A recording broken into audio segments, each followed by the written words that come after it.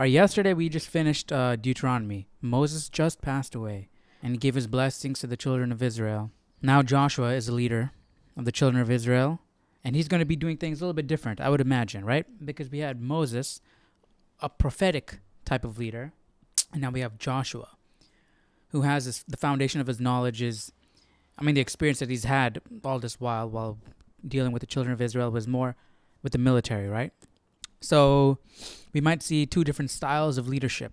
So let's see how it goes, right? I think God's going to appoint another prophetic type figure at a later date, right? After the death of Moses, the servant of the Lord, it came to pass that the Lord spoke to Joshua, the son of Nun, Moses' assistant. Okay, this is cool, right? Now, all this while God has been speaking only to Moses. Now that Joshua has been appointed leader, God is now speaking to Joshua. So this is going to be a pivotal point for Joshua's character. Not character as in like character in the Bible, meaning like his inner character, right? The development of it.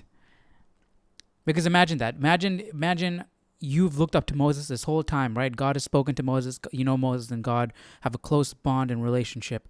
And then now you are stepping in those shoes, right? Moses passed away. You are now the leader.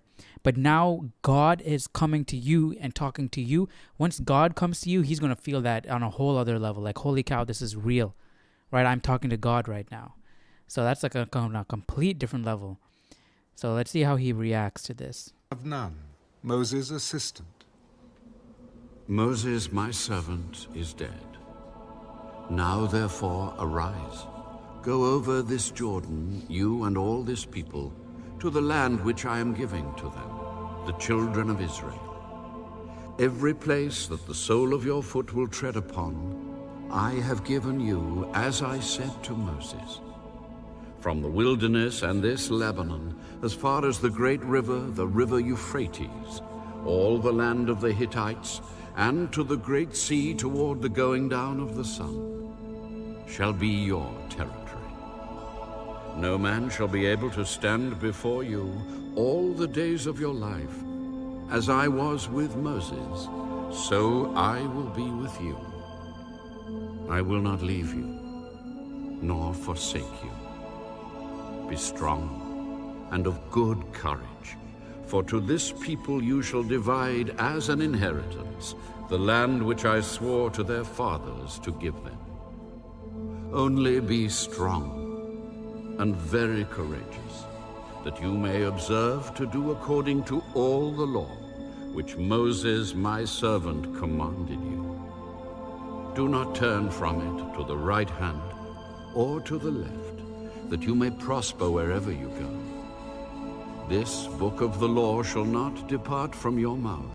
Man, this must be so encouraging for Joshua. Like, what if he might be thinking, what if I'm not good enough? I can't be like Moses. What if God doesn't confide in me like how he did with Moses? What if I can't have that relationship with God like Moses had? And hearing God say, I will not leave you nor forsake you. Be strong and of good courage.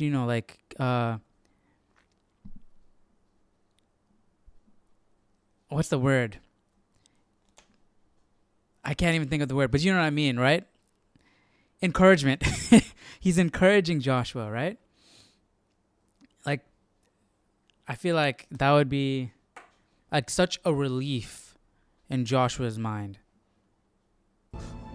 But you shall meditate in it day and night, that you may observe to do according to all that is written in it. For then you will make your way prosperous, and then you will have good success. Have I not commanded you? Be strong and of good courage. Do not be afraid, nor be dismayed, for the Lord your God is with you wherever you go. That's good. Then Joshua commanded the officers of the people, pass through the camp and command the people, I give saying, Joshua a confidence prepare boost provisions for sure. for yourselves. For within 3 days you will cross over this Jordan to go in to possess the land which the Lord your God is giving you to possess. And to the Reubenites, the Gadites, and half the tribe of Manasseh, Joshua spoke. And remember, Moses is the naturally fearful person, right? At the beginning, he didn't want to. He was giving excuses. I stutter, I can't speak, I'm slow of speech. So please, pick another, not me. You got the wrong guy. But Joshua, he can't be like that. He's making calls, life or death calls in war. So his level of faith is going to be, and his level of God said to do it, we're going to do it. We don't have to worry. It's going to be like that right off the bat. So I'm curious to see how it's going to develop. Remember the word which Moses, the servant of the Lord, commanded you, saying, "The Lord your God is giving you rest, and is giving you this land. Your wives, your little ones, and your livestock shall remain in the land which Moses gave you on this side of the Jordan. But you shall pass before your brethren armed, all your mighty men of valor, and help them, until the Lord has given your brethren rest, as he gave you, and they also have taken possession of the land which the Lord your God is giving them. Then you shall return to the land of your possession and enjoy it, which Moses, the Lord's servant, gave you on this side of the Jordan, toward the sunrise." So they answered Joshua, "All that you command us we will do, and wherever you send us we will go. Just as we heeded Moses in all things, so we will heed you. Only the Lord your God be with you, as he was with Moses." Whoever rebels against your command and does not heed your words in all that you command him shall be put to death. Only be strong and of good courage. I'm curious as to why they changed the voice actor halfway in the quote. I guess because it says, "So they answered Joshua saying," so it's multiple people, right? And you can already tell like the difference, the reception Joshua's getting, the response he's getting from the people, right? Especially the second sentence, right? Whoever rebels against your command and does not heed your word, in all that you command him shall be put to death. Only be strong and of good courage, right? I guess that's why they changed the voice for this sentence, because it's very different in tone than the first, right? And it seems like what a soldier would answer to his commander, right? So like a little bit more strictness in like willing to be strict on themselves, right? Because they expect that type of strict speech from Joshua. Not saying that Moses didn't become strict. Moses, he developed and he became strong in his faith and the way he handled with the people and all of that stuff, right? He wasn't that fearful person as he was in the beginning. He completely changed. Anyways, let's jump into chapter 2. Now Joshua, the son of Nun, sent out 2 men from Acacia Grove to spy secretly. Go, view the land, especially Jericho. Curious, what is Acacia Grove? Acacia Grove was the place east of the Jordan River, where the Israelites had been encamped for some time. In some translations of the Bible, this place is called by its translated Hebrew name, Shittim, which means the acacia trees. Acacia Grove was probably some distance from the Jordan because it took a few days to get there. We'll continue. So they went and came to the house of a harlot named Rahab and lodged there. Oh, I didn't know she was a harlot. And it was told the king of Jericho, "Behold, men have come here tonight from the children of Israel to search out the country." So the king of Jericho sent to Rahab. Bring out the men who have come I guess to somebody you, saw them who have enter. entered your house. For they have come to search out all the country. Then the woman took the 2 men and I guess it was kind of smart going into a random men going into a harlot's house, right? Because guys probably going in and out of that house. So it probably look a little less suspicious. hid them. Yes, the men came to me, but I did not know where they were from. And it happened as the gate was being shut, when it was dark, that the men went out. Where the men went, I do not. I wonder if they actually laid with her. No.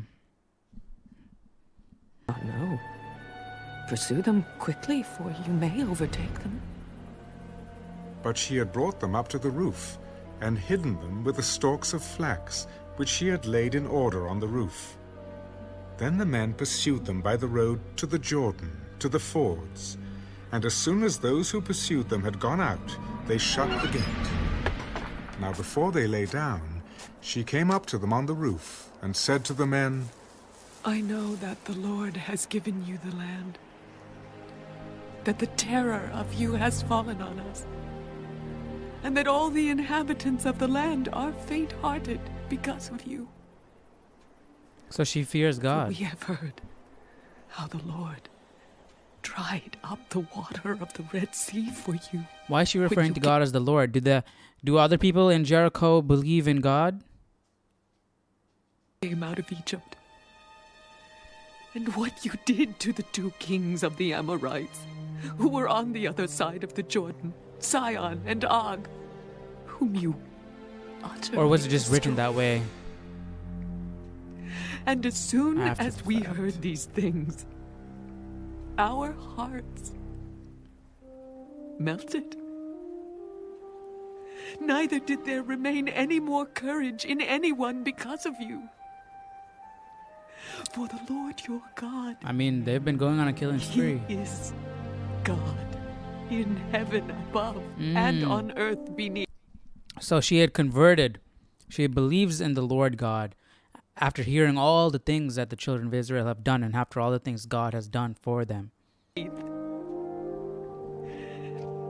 Now, therefore, I beg you, swear to me by the Lord, since I have shown you kindness, that you also will show kindness to my father's house, and give me a true token, and spare my father, my mother, my brothers, my sisters, and all that they have, and deliver our lives from death. Our lives for yours, if none of you tell this business of ours. And it shall be, when the Lord has given us the land, that we will deal kindly and truly with you.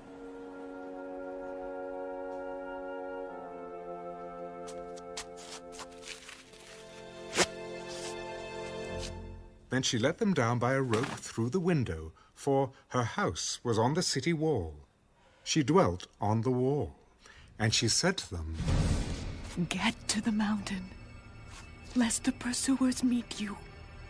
Hide there 3 days, until the pursuers have returned. Afterward, you may go your way. We will be blameless of this oath of yours which you have made us swear, unless, when we come into the land, you bind this line of scarlet cord in the window through which you let us down, and unless you bring your father, your mother, your brothers, and all your father's household to your own home. So it shall be that whoever goes outside the doors of your house into the street, his blood shall be on his own head, and we will be guiltless. And whoever is with you in the house, his blood shall be on our head if a hand is laid on him. And if you tell this business of ours, then we will be free from your oath which you made us swear. According to your words, so be it. And she sent them away, and they departed. And she bound the scarlet cord in the window. They departed and went to the mountain, and stayed there 3 days until the pursuers returned. The pursuers sought them all along the way, but did not find them. So the 2 men returned, descended from the mountain, and crossed over. And they came to Joshua the son of Nun, and told him all that had befallen them. Truly, the Lord has delivered all the land into our hands. For indeed, all the inhabitants of the country are faint-hearted because of us.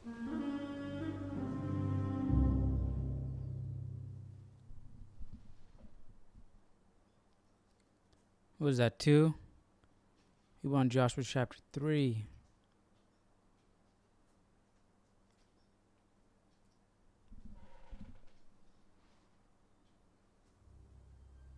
Then Joshua rose early in the morning, and they set out from Acacia Grove and came to the Jordan, he and all the children of Israel, and lodged there before they crossed over. So it was, after 3 days, that the officers went through the camp, and they commanded the people, When you see the ark of the covenant of the Lord your God, and the priests, the Levites, bearing it, then you shall set out from your place and go after it. Yet there shall be a space between you and it, about 2,000 cubits by measure. Oh, let's see how long 2,000 cubits is. Oh, why did I put T?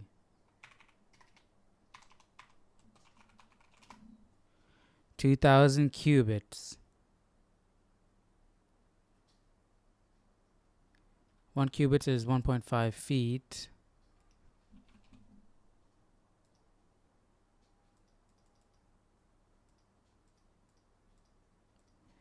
$3,000 feet. Oh man, I could have done that in my head, but okay, that's a lot. It said 2,000 cubits, right? That's a lot.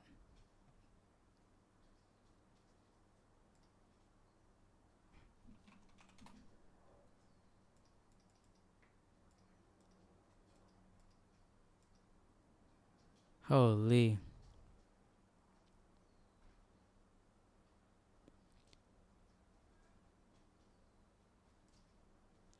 Wait, what was I just doing?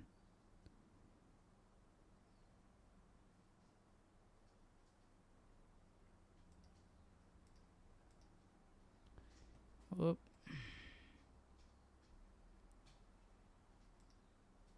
Come near it, about 2,000 cubits by measure. Do not come near it, that you may know the way by which you must go, for you have not passed this way before.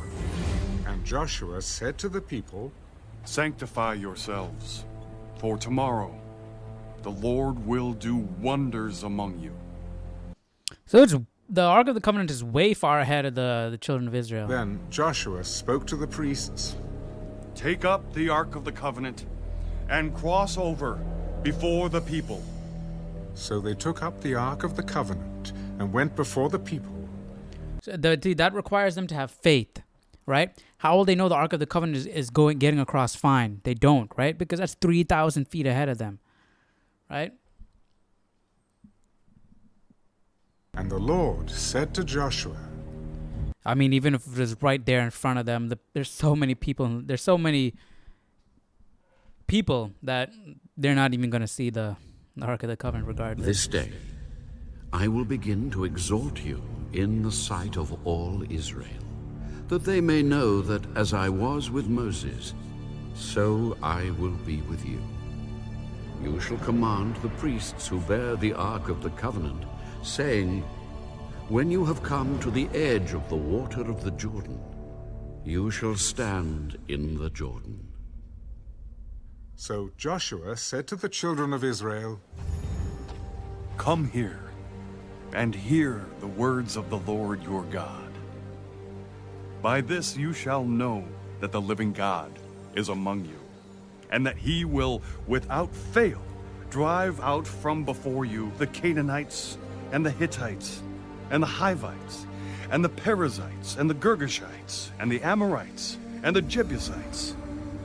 Behold, The ark of the covenant of the Lord of all the earth is crossing over before you into the Jordan. Now, therefore, take for yourselves 12 men from the tribes of Israel, 1 man from every tribe. And it shall come to pass, as soon as the soles of the feet of the priests who bear the ark of the Lord of all the earth, shall rest in the waters of the Jordan, that the waters of the Jordan shall be cut off, the waters that come down from upstream, and they shall stand as a heap. So it was, when the people set out from their camp to cross over the Jordan, with the priests bearing the Ark of the Covenant before the people, and as those who bore the Ark came to the Jordan, and the feet of the priests who bore the Ark dipped in the edge of the water, for the Jordan overflows all its banks. What does that mean? Stand as a heap. Like, it'll just be like the waters will come, it'll be cut off. And so the waters will be flowing and then just stop. Right? And it shall come to pass as soon as the soles of the feet of the priests who bear the ark of the Lord of all the earth, shall rest in the waters of the Jordan, that the waters of the Jordan shall be cut off. The waters that come down from upstream, they shall stand as a heap. Yeah, so it has to be the waters are flowing and then it stops. So it's like a heap, like that. And I guess it'll keep piling. The heap will get bigger and bigger. And once they cross, it'll come crashing down and the water will continue. During the whole time of harvest, that the waters which came down from the upstream stood still, and rose in a heap very far away at Adam, the city that is beside Zeratan.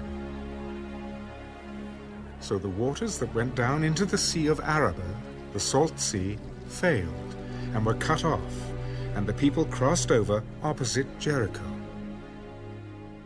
Then the priests who bore the Ark of the Covenant of the Lord stood firm on dry ground in the midst of the Jordan. It's like a and little all beaver Israel dam. crossed Without over any on beavers dry ground or dams. until all the people had crossed completely over the Jordan.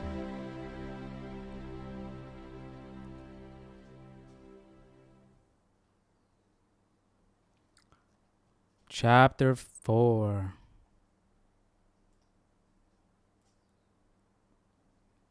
That's it. This is our last one.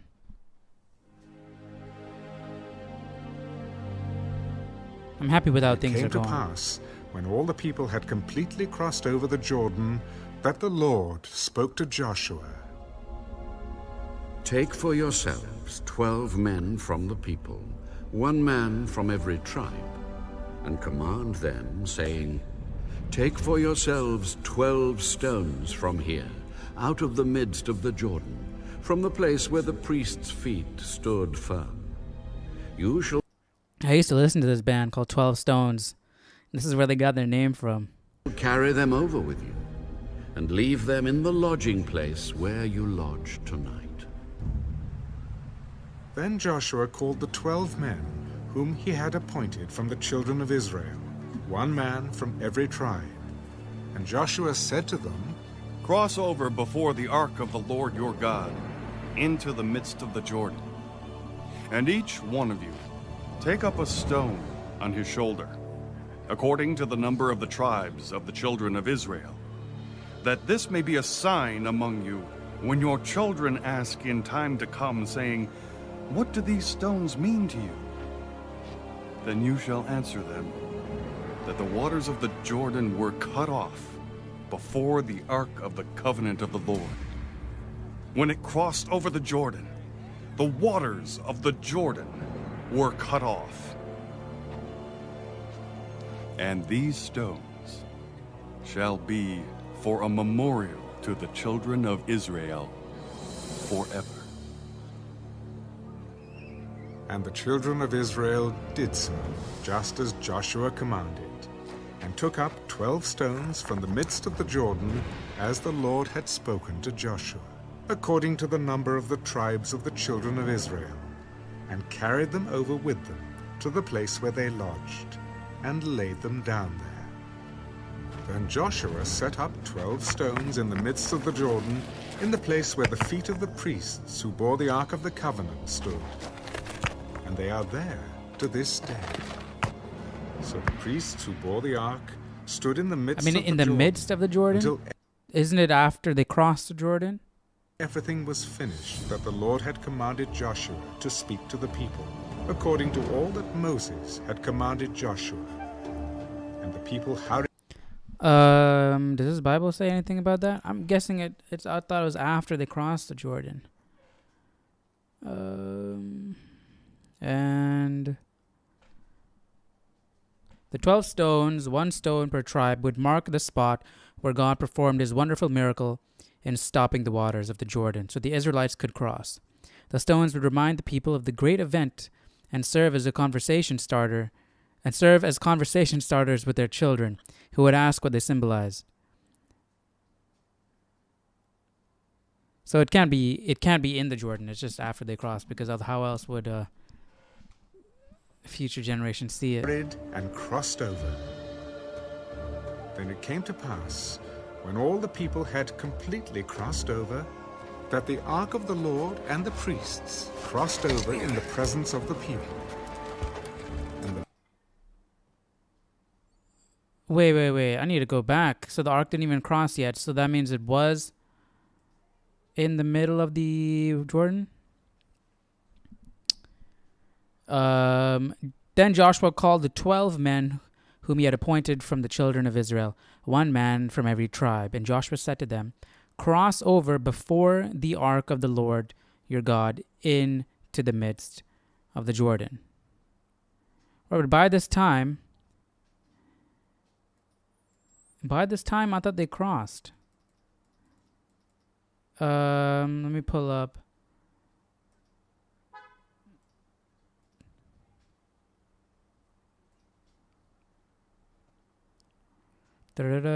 Waters upstream, so still.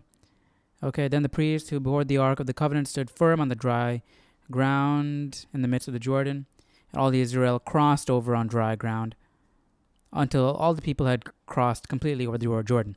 Is this just explaining the crossing, or is this in real time, right? So did everybody cross in the timeline that we're going with?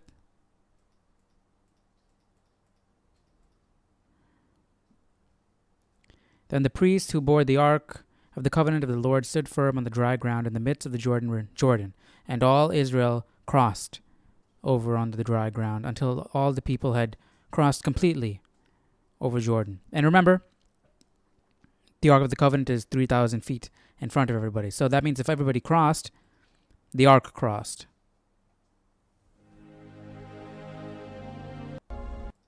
And it came to pass, when all the people had completely crossed over the Jordan, okay, so everybody's crossed, that means the ark is crossed, that the Lord spoke to Joshua, saying, take for yourselves 12 men from the people that crossed, 1 man for every tribe, and command them, saying, take for yourselves 12 stones from here, out of the midst of the Jordan.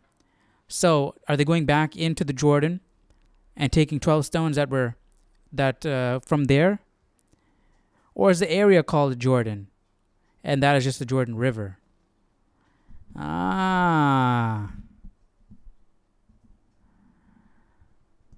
Is that the case?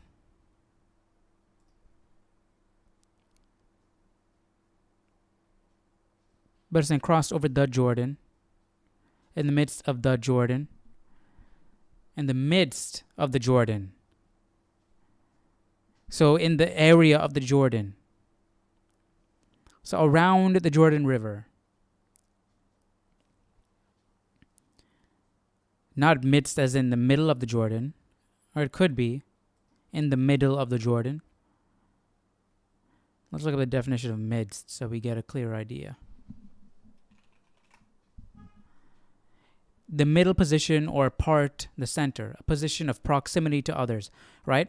So it could be proximal to the Jordan, next to the Jordan, or it could be in the middle of the Jordan.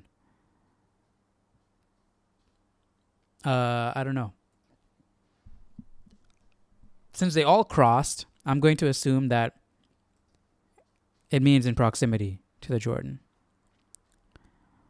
Right? Joshua called the 12 men whom he had appointed from the children of Israel, one man from every tribe. And Joshua said to them, cross over before the ark of the Lord your God into the midst of the Jordan. Okay, no, because cross over before the ark of the Lord your God. Right? They're all on land. Right? They already crossed Jordan River. So the ark should be way ahead of the children of Israel, right? They crossed over. Children of Israel, they crossed over. So cross over before the Ark of the Covenant. Jordan River is back here. And go into the midst. So it doesn't make any sense. So did the people, like, when they reached, there were no 3,000 feet between the Ark of the Covenant and the people, right? So it's just saying, go past the Ark of the Covenant. Or are they talking about they're still, but it says when they had completely crossed. So it's not like, hey, as you're walking past the children, past the Ark of the Covenant and get the stones. No, everybody had crossed.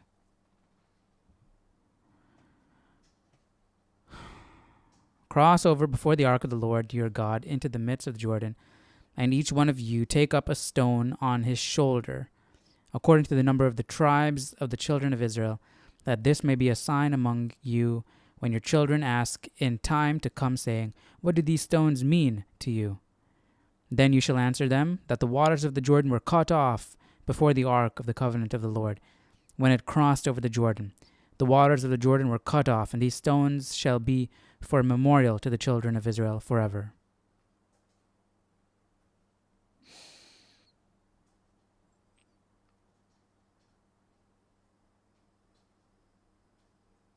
Yeah, okay, so this is what I'm thinking is happening.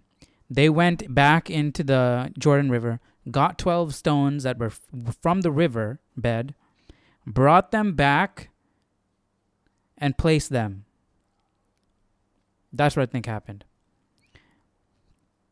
Take from here, out of the midst of the Jordan, from the place where the priest's feet stood firm.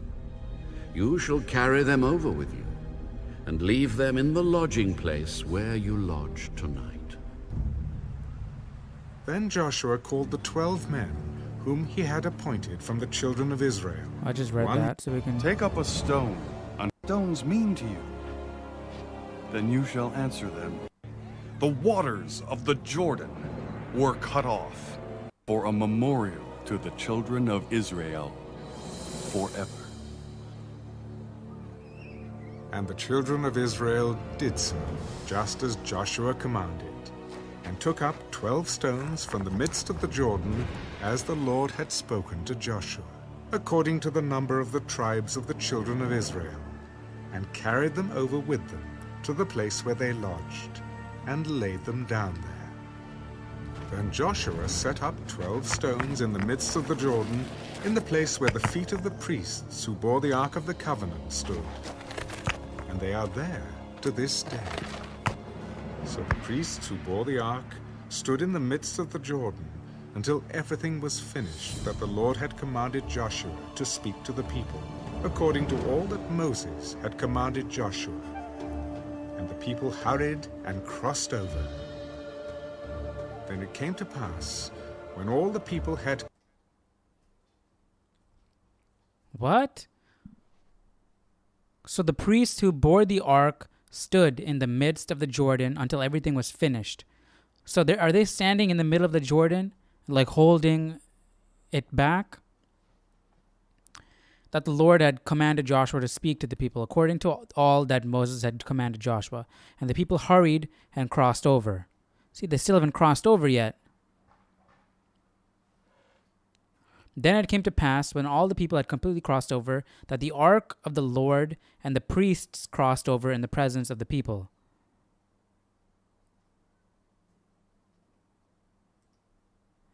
Right? But it said in 2 that there were 3,000, like 2,000 cubits, right? In front, right?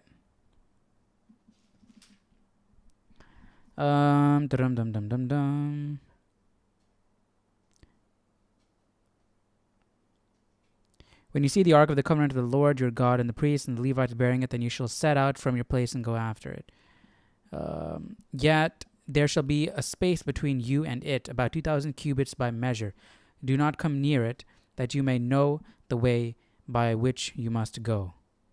For you must not pass. For you have not passed this way before.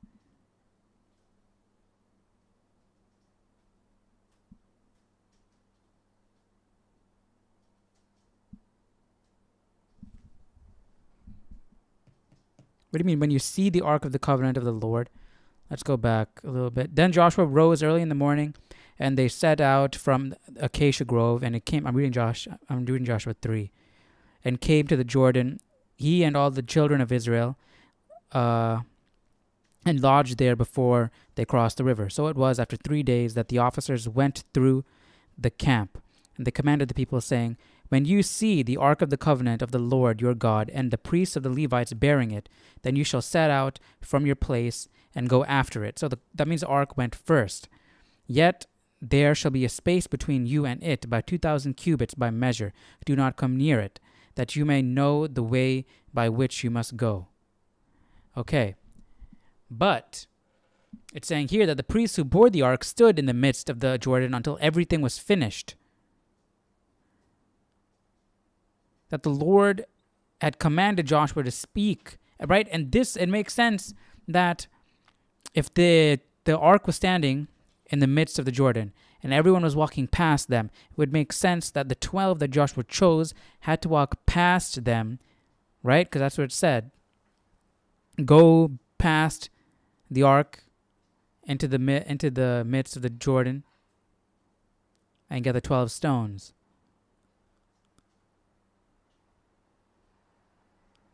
So this is confusing a little bit. Joshua, and the people hurried and crossed over. Then it came to pass, when all the people had completely crossed over, that the ark of the Lord and the priests crossed over in the presence of the people. Yeah, okay, so they didn't keep a 2,000 cubit distance, 3,000 foot distance. Because they had to walk past the Ark of the Covenant. And then the Ark followed suit. So I don't get that. Why did it say that? Yet there shall be a space between you and it, about 2,000 cubits by measure.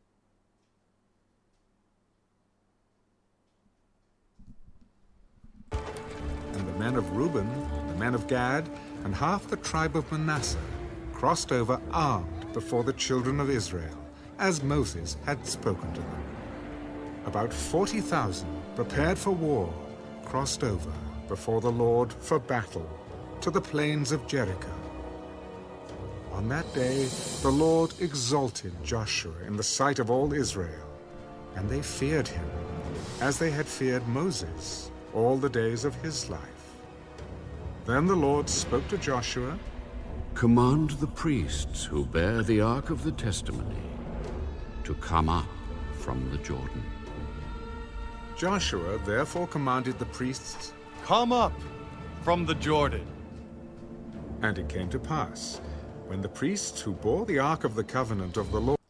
All right, so this Bible is saying that 4:10, right? So the priests who bore the ark stood in the midst until everything was finished, that the Lord had commanded Joshua to speak to the people according to that, all that Moses had commanded, and the people hurried and crossed over. This is saying that this paragraph represents something of a flashback, since in 3:17 and 4:1 have already stated that the crossing was complete. The purpose is to look back and reflect upon the people's obedience. The priests who were standing on dry ground in the middle of the river were finally able to cross over themselves with the ark. This foreshadows the more detailed account of the priests coming out of the water in verse 18.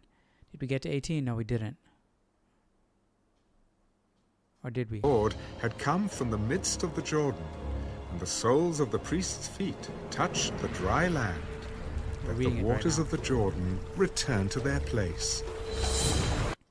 Let me read that part again. Then the Lord spoke to Joshua, saying, command the priests who bear the ark of the testimony to come up from the Jordan. Joshua therefore commanded the priests, saying, Come up from the Jordan.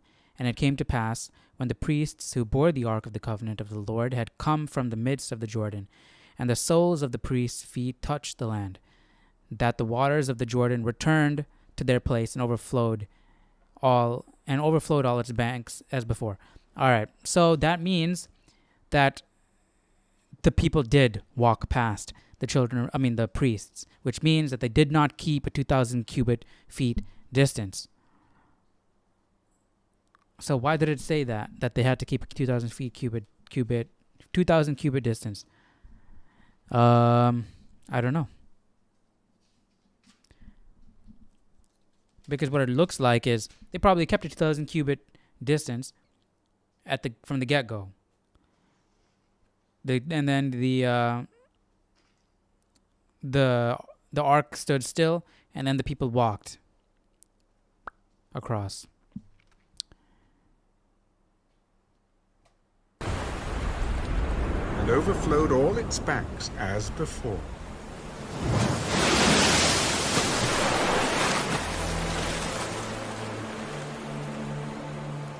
Now the people came up from the Jordan on the 10th day of the first month, and they camped in Gilgal, on the east border of Jericho. Those 12 stones which they took out of the Jordan, Joshua set up in Gilgal. Yeah, so they did take the stones out of the Jordan and stacked them up on land. Then he spoke to the children of Israel. When your children ask their fathers in time to come, saying, What are these stones? Then you shall let your children know, saying, Israel crossed over this Jordan on dry land. For the Lord your God dried up the waters of the Jordan before you until you had crossed over. As the Lord your God did to the Red Sea, which he dried up before us until we had crossed over, that all the peoples of the earth may know the hand of the Lord, that it is mighty, that you may fear the Lord your God forever. Doom. That's it. Chapter 4, we're done. Chapter 5, second generation is about to get circumcised. No, seriously, that's what it's entitled. The second generation circumcised. So we're going to get into that tomorrow. And we're going to see some walls tumble down. So I hope you enjoyed today's reading. That was pretty cool. So now we know the order of the events in the crossing of the Jordan. But I still don't understand why it said 2,000 cubit distance. Let me read that verse again in chapter 3. Oh wait, it jumped to chapter 3 for some reason. I think it wants us to go to it on here.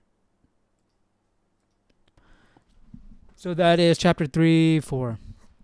All right. By measure. Then Joseph rose early in the morning, and they set out from Acacia Grove and came to the Jordan, he and all the children of Israel, and lodged there before they crossed over. All right. So they set out from Acacia Grove and came to the Jordan, and they camped out there. So it was after 3 days that the officers went through the camp, and they commanded the people, saying, When you see the ark of the covenant of the Lord your God, and the priests and the Levites bearing it, then you shall set out from your place and go after it. All right? So when the children of Israel see the ark of the covenant out there, follow it. So they're behind the ark of the covenant. Yet there shall be a space between you and it, about 2,000 cubits by measure. Do not come near it, that you may know the way by which you must go, for you have not passed this way before. All right, so, and where did they camp? They came to the Jordan, and they camped. So I'm guessing they didn't camp at the bank of the Jordan, or they didn't camp directly at where they were going to cross. So they had to keep 2,000 cubit distance up until the point where they were going to cross. Then the priests and the Levites carrying the Ark of the Covenant went in and stopped right in the midst of the Jordan. And the people walked past them. And then the priests followed behind, and then the waters closed. So that's how it went. And that's the conclusion I'm drawing based off of what we read. So that's it. Tomorrow we're going to jump into chapter 5 of Joshua. And I hope to see you guys there tomorrow. All right? Take care. Goodbye.